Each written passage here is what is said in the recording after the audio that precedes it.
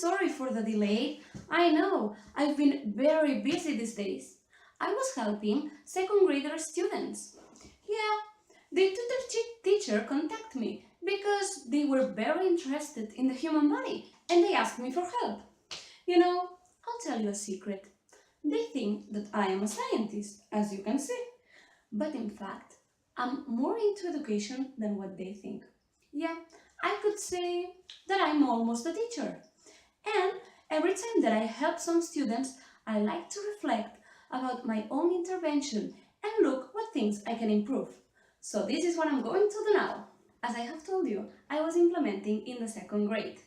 My implementation was part of a bigger project called the Human Body Systems, which contain other body systems like the circulatory system, the digestive system, and a lot of different facts. This project is aligned with the contents and competencies meant to be worked during the first cycle of primary education in science. So we were working on the dimensions of health and personal balance, which help them to recognize themselves as humans and understand how our body is related with the environment. Moreover, it also worked on English competencies, like the dimension of oral communication and the dimension of plurilingualism.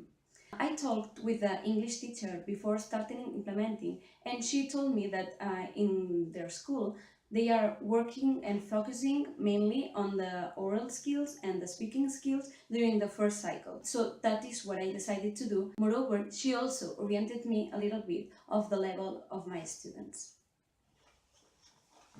Now, seeing it in perspective, I think that it could have also been good to work the writing skills, but in a very simple way, like filling a gap with a simple sentence. I think that one of the weak points of my TU is that while implementing it, we were a little bit in a rush because it was the end of the term, so the pupils were very stressed because they had a lot of work to finish.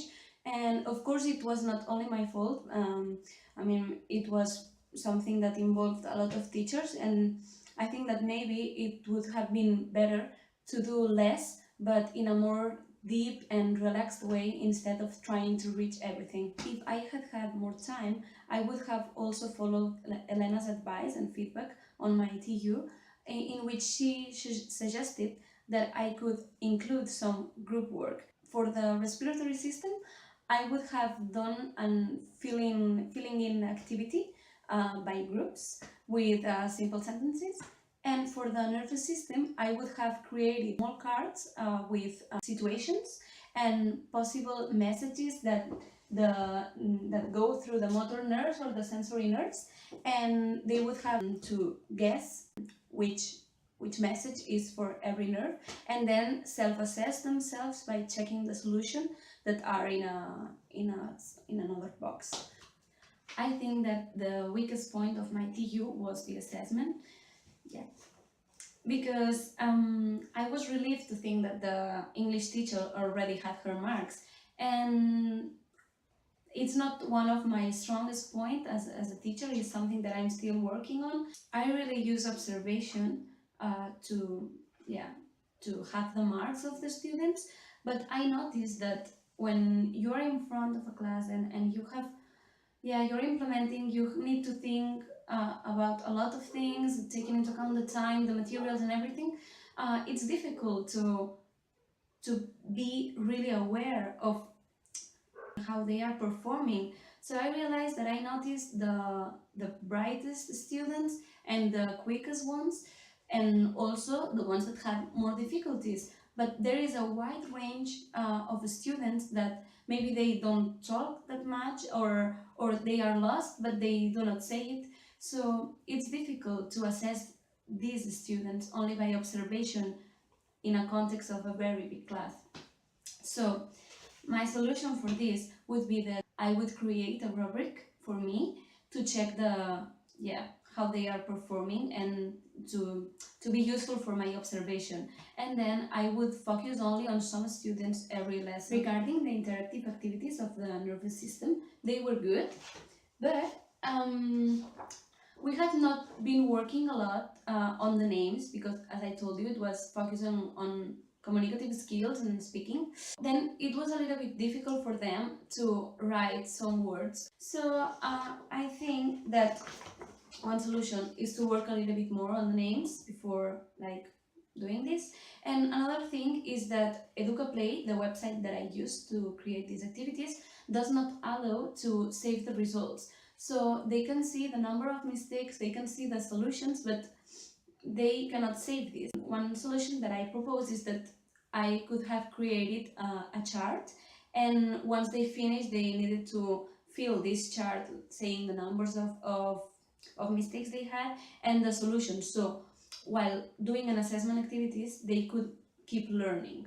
One assessment activity that I liked is the respiratory system that I did, because I think that the questions were really relevant for them, because they were the questions that they made at the beginning of the project when they did a brainstorming of what they wanted to know. So this helped to summarize and to focus on the answers that they were interested in. Moreover, it was individual, and this was included in the project report. So it was also a final product which they brought home and they showed to their parents. So I think that this is also good. Then I would say that the materials are one of the aspects of my TU that I'm more proud of, because I created very visual materials. I tried that they help that the English language was not an impediment to really comprehend the content of science. I created cards with the names. I also created displays and very visual things. Also cards to remove. We were playing with this. This was the captain, which represented the brain, and the pirates, and children could go and stick them and remove them, and this helped them.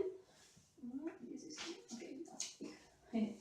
And also the cartoon video, which helped them to see the inside of the body, even though it was a cartoon, but it really helped them to visualize how is it in the inside. It also helped them to remember the name of the part that we were seeing, and to make this connection between the pronunciation of English and the way it's written. I was also able to provide scaffolding in the moment and improvising representations and body expression to help them to guess what I was saying in English. And also I used effective management strategies like the shared timing and giving clear instructions, because sometimes in English it's more difficult, especially me that I talk a lot. Also, one thing that it happened to me is that during the first session I realized that I was planning for a Catalan implementation, because I realized that I didn't have time to finish, and this was because teaching in English takes longer, so you cannot plan as many things as you do in Catalan.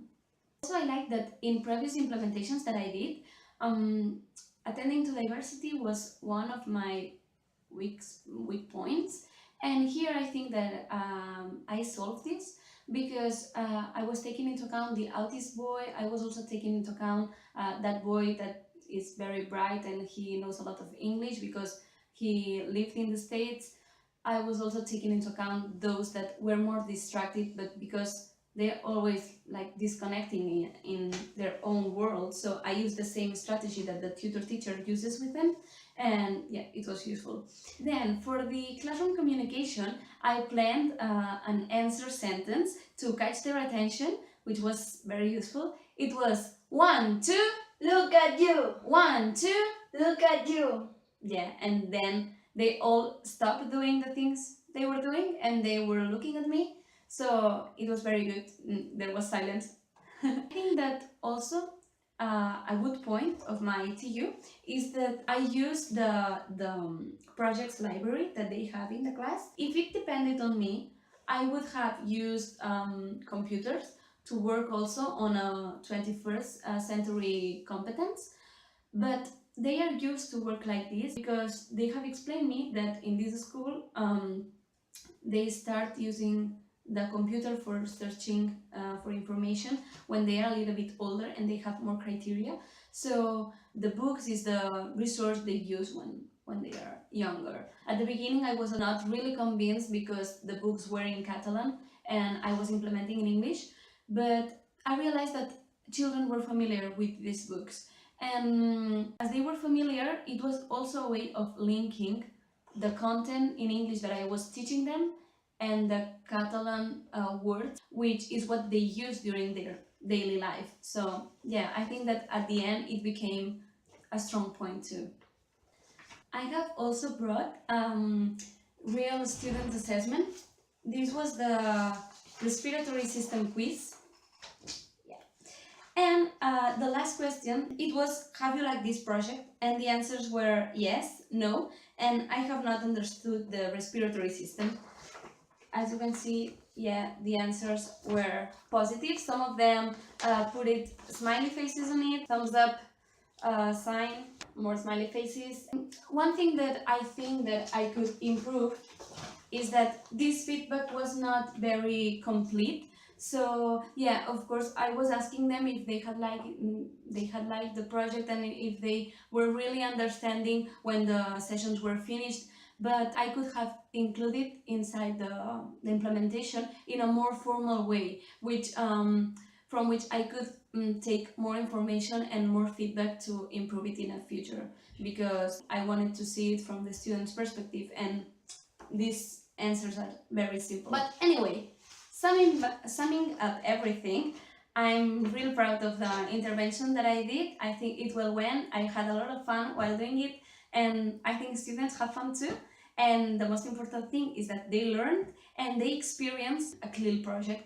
So I'm happy about it, and I would repeat it again, but taking into account all the improvements that I've told you now, so it could be a more complete and a more professional TU. Thanks for watching!